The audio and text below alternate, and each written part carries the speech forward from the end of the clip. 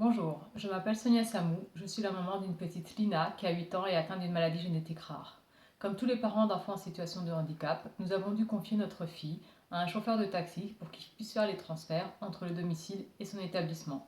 Comme tous les parents d'enfants en situation de handicap, nous lui avons fait confiance jusqu'au jour où, alors que Lina n'avait pas encore 4 ans, le chauffeur a ramené Lina sans siège auto. Seulement, cela n'a choqué personne, parce que légalement, selon le code de la route, article R 412-2 alinéa 3, les chauffeurs de taxi sont exemptés de siège auto.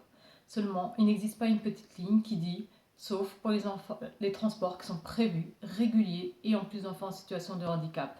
Le souci, c'est que toute la journée dans les établissements, les kinés, les éducs, les orthophonistes, les éducateurs, tous travaillent activement pour essayer de faire en sorte que nos enfants puissent tenir assis tout seuls et être debout tout seuls. Seulement, lorsque les transports qui peuvent durer jusqu'à plus d'une heure, les enfants sont mal installés sans siège auto, tout le travail qui a été effectué en journée est détruit.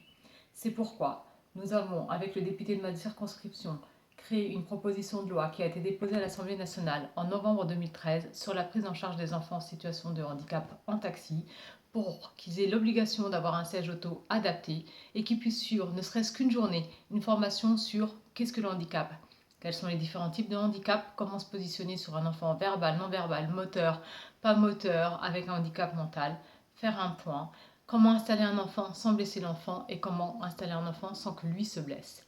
Tout est aussi important.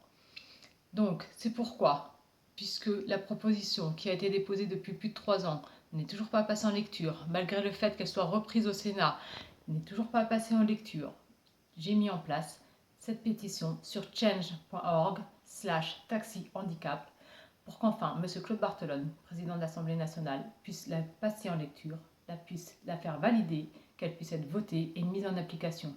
Je compte sur vos partages, je compte sur vos signatures, je compte sur vous pour protéger les enfants en situation de handicap. Merci.